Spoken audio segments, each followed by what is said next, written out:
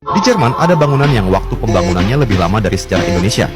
Butuh waktu 6 abad alias 632 tahun sampai gedung ini beneran jadi. Namanya Katedral Cologne.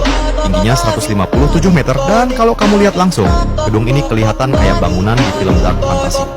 Pembangunannya dimulai tahun 1248 dan baru selesai di tahun 1880. Bayangin, berapa generasi pekerja yang ganti-gantian cuman buat selesaiin satu gedung ini.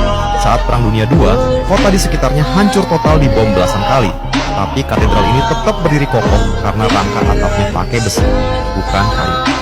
Jadi saksi bisu sejarah selama ratusan tahun, katedral ini bukti kalau mahakarya emang nggak bisa instan.